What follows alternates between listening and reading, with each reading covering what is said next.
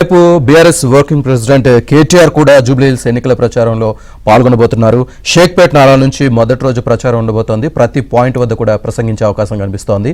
పూర్తి డీటెయిల్స్ మా కరెస్పాండెంట్ నరేష్ అందిస్తారు. Naresh, BRS party working president KTR కాసేపట్లోనే జూబ్లీహిల్స్ ఉప ఎన్నికకు సంబంధించిన రోడ్ షోకు ఈరోజు ప్రారంభించబోతున్నారు. ఈ రోజు నుంచి నవంబర్ 9వ తారీఖు వరకు, అంటే దాదాపు 10 రోజుల పాటు ఆయన నియోజకవర్గం మొత్తాన్ని చుట్టేయబోతున్నారు. వాస్తవానికి భారం అంతా కూడా కేటీఆర్ మీదే పడిందని చెప్పవచ్చు. అటు కేసీఆర్ ఇప్పటికే 2 సంవత్సరాలుగా ఎక్కడ కూడా బయటకు రాని పరిస్థితి. మరొక కీలక నాయకుడు హరీష్ రావు, వాస్తవానికి హరీష్ రావు అటు కేటీఆర్ ఇద్దరు కూడా జూబ్లీహిల్స్ ఉప ఎన్నికను బీఆర్ఎస్ను గెలిపించే బాధ్యతను తమ భుజస్కంధాల మీద వేసుకున్నారు. అయినప్పటికీ హరీష్ రావు కొన్ని అనివార్య కారణాల వల్ల ఆయన ప్రస్తుతం నివాసానికే పరిమితమయ్యారు. సో ఇప్పుడు కేటీఆర్ వంతు వచ్చింది. కేటీఆర్ పూర్తిగా తన నాయకత్వానికి ఇప్పుడు ఒక పరీక్షగా కూడా చెప్పవచ్చు. ఈ ఉప ఎన్నిక బీఆర్ఎస్ పార్టీకి అత్యంత కీలకం. ఈ ఎన్నికలో గెలవడం ద్వారా రానున్న గ్రేటర్ ఎన్నికలు కావచ్చు, స్థానిక సంస్థల్లో చాటాలనేది ఇప్పటికే కేసీఆర్ దిశానిర్దేశం చేసిన నేపథ్యంలో ఇప్పుడు బీఆర్ఎస్ పార్టీ వర్కింగ్ ప్రెసిడెంట్గా కేటీఆర్ అన్ని తానై ఈ ఎన్నికను ఎదుర్కోబోతున్నారు. ఈ రోజు నుంచి ఆయన రోడ్ షోలో ప్రారంభించబోతారు. షేక్పేట్ నాలా నుంచి ఆయన మొదట రోడ్ షోను ప్రారంభిస్తారు. ప్రతి పాయింట్లో కూడా ఆయన ప్రసంగించే అవకాశం కనిపిస్తుంది. పార్టీ శ్రేణులు కూడా దాన్నే ధృవీకరించాయి.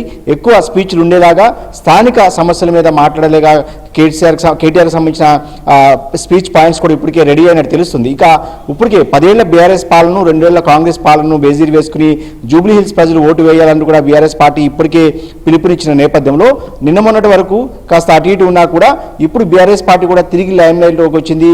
చాలా గట్టి పోటీ, కాంగ్రెస్ పార్టీకి తాము గట్టి పోటీ ఇవ్వబోతున్నట్టు బీఆర్ఎస్ పార్టీ చెప్తుంది. అదేవిధంగా ఈ 10 రోజుల్లో కాంగ్రెస్ని ఓవర్కమ్ చేసి ఖచ్చితంగా బీఆర్ఎస్ జూబ్లీహిల్స్ ఎన్నికను బీఆర్ఎస్ పార్టీ గెలుస్తున్న నమ్మకాన్ని బీఆర్ఎస్ పార్టీ నాయకత్వం ఏదైతే వ్యక్తపరుస్తుంది. అయినప్పటికీ కూడా ఇక్కడ ముస్లిం ఓట్లు చాలా కీలకం కాబోతున్నాయి. అటు రేవంత్ రెడ్డి, ఇటు బీఆర్ఎస్ బీజేపీ ఒకటేనని చెప్పి కాంగ్రెస్ చెప్తుంటే బీఆర్ఎస్ మాత్రం కొత్త నినాదాన్ని ఎత్తుకుంది. ఇప్పుడు జూబ్లీహిల్స్లో కాంగ్రెస్ పార్టీతో పాటుగా ఎంఐఎం కూడా బీఆర్ఎస్ పార్టీ టార్గెట్ చేయబోతుంది. ఎందుకంటే ఎంఐఎం పార్టీ ఇప్పటికే కాంగ్రెస్ పార్టీకి మద్దతు ఇస్తున్నట్టు అసదుద్దీన్ ఓవైసీ ప్రకటించారు. అజారుద్దీన్కి మంత్రి పదవి ఇచ్చారు. ఏదైతే ముస్లిం ఓట్లు తమకు అనుకూలంగా లేవు, ముస్లింస్ని ఆకట్టుకునే దానిలో భాగంగానే అజారుద్దీన్కి మంత్రి పదవి ఇచ్చారనేది బీఆర్ఎస్ పార్టీ చెప్తుంది. ఇంకొక మాట కూడా బీఆర్ఎస్ పార్టీ చెప్తుంది. 6 నెలల్లో అజారుద్దీన్ ఇప్పుడు ఏ చట్టసభలో అటు ఎమ్మెల్సీగా అటు అసెంబ్లీలో కావచ్చు, శాసన మండలిలో కావచ్చు అజారుద్దీన్ సభ్యుడు కాదు. కానీ తిరిగి 6 నెలల్లో ఆయన సభ్యుడిగా వెళ్లాల్సి ఉంటుంది. కాబట్టి ఈ 6 నెలల తర్వాత ఆయన ఎమ్మెల్సీ అయ్యే అవకాశం లేదు. ఖచ్చితంగా అజారుద్దీన్ని 6 నెలల్లో మంత్రి పదవికి అజారుద్దీన్ తిరిగి రాజీనామా చేయాల్సి ఉంటుందన్న కొత్త నినాదాన్ని కూడా బీఆర్ఎస్ పార్టీ ఎత్తుకుంది. సో ఇదే అంశాన్ని కేటీఆర్ ఈరోజు తన ప్రసంగాల్లో కూడా వెల్లడించే అవకాశం కనిపిస్తుంది. ఇక ఎంఐఎం పార్టీని డైరెక్ట్గా టార్గెట్ చేసే అవకాశం కూడా కనిపిస్తుంది. ఇప్పటి వరకు కూడా గడిచిన 10 ఏళ్లలో ఎంఐఎం పార్టీ బీఆర్ఎస్కి మద్దతు ఇస్తూ వచ్చింది అనేక ఎన్నికల్లో. సో ఇప్పుడు అధికార కాంగ్రెస్కి సపోర్ట్ చేశారు బహిరంగానే. సో ఈ నేపథ్యంలోనే అటు కాంగ్రెస్ని, ఇటు ఎంఐఎంను టార్గెట్ చేసే అవకాశం కనిపిస్తుంది. ఇక బీజేపీని కూడా బీఆర్ఎస్ పార్టీ టార్గెట్ చేస్తుంది. బీజేపీ సపోర్ట్తోనే రేవంత్ రెడ్డి ఇక్కడ పరిపాలన చేస్తున్నారు. ఇద్దరు కూడా కలిసి ఇక్కడ పరిపాలన చేస్తున్నారనేది బీఆర్ఎస్ పార్టీ నానుడుగా ఉంది. ఇక బీఆర్ఎస్ పార్టీ నాయకత్వం అంతా కూడా వాస్తవానికి 119 నియోజకవర్గాలకు సంబంధించిన నాయకులంతా కూడా జూబ్లీహిల్స్లోనే తిష్టవేశారు. ఒకవైపు కేటీఆర్ ఈ రోజు నుంచి ప్రతిరోజు కూడా రోడ్ షోలు చేస్తుంటే మిగిలిన నాయకులు మాత్రం డోర్ టు డోర్ ప్రతి ఇంటికి వెళ్ళి కాంగ్రెస్ బాకీ కార్డులు ఇస్తారు. ఈరోజు వినూత్నంగా ఒక కార్యక్రమాన్ని కూడా బీఆర్ఎస్ పార్టీ తీసుకుంది.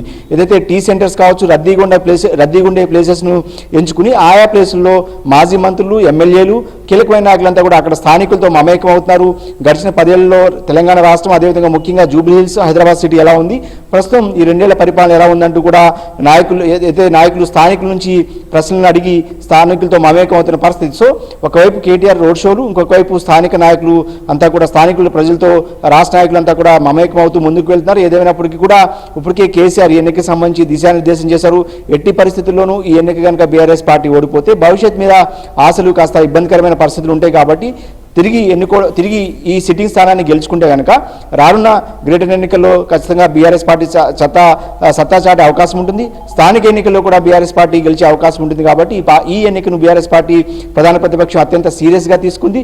2018లో అదేవిధంగా 2023లో 2 సార్లు ఇక్కడ నుంచి Maganti Gopinath BRS party car గుర్తు సింబల్ మీద గెలిచారు. కాబట్టి ఖచ్చితంగా ఇక్కడ బీఆర్ఎస్ పార్టీ విజయానికి అంటే స్థానికులకు కారు గుర్తు అనేది కాస్త అలవాటైన గుర్తుగా కూడా బీఆర్ఎస్ పార్టీ నమ్ముతుంది. ఇక అన్నిటికీ మించి బీఆర్ఎస్ పార్టీకి కొన్ని సొంత పార్టీలోనే కొంత తలనొప్పులు కూడా ఉన్నాయి. వాస్తవానికి బీఆర్ఎస్ పార్టీకి సొంత పార్టీ నాయకులే వ్యతిరేకం చేస్తున్నారన్న సంకేతాలు బీఆర్ఎస్ పార్టీ నాయకత్వానికి అందిన నేపథ్యంలో వాటి మీద కూడా కేటీఆర్ ఇప్పటికే ఫోకస్ పెట్టారు. స్థానిక నాయకులతో ఎప్పటికప్పుడు ఒక వార్ రూమ్ను కూడా ఏర్పాటు చేసి ఒకవైపు ప్రచారం చేస్తూనే అర్ధరాత్రి వరకు కూడా సమాలోచన జరుపుతున్నారు. స్థానిక నాయకులందరూ కూడా కూర్చోబెట్టి కలిసి పనిచేయాలన్న గట్టిగా చెప్తున్న పరిస్థితి. ఏదైనప్పుడు కూడా కాసేపట్లో కేటీఆర్ ఎన్నికల ప్రచారాన్ని ప్రారంభించబోతారు. ఇక ఈ రోజు వరకు జరిగిన ప్రచారం ఒక ఎత్తు అయితే ఈ రోజు నుంచి ఖచ్చితంగా మాటల తూటాలు అటు అధికార కాంగ్రెస్ పార్టీ ఇటు బీఆర్ఎస్ పార్టీ నుంచి మాటల తూటాలు పేలబోతున్నాయి. ఇప్పటికే బీజేపీ నుంచి కూడా కిషన్ రెడ్డి పూర్తి స్థాయిలో తిరుగుతున్న నేపథ్యంలో ఇక్కడ మూడు పార్టీలు ఈ రోజు నుంచి ప్రచారాన్ని అయితే హోరెత్తించబోతున్నాయి.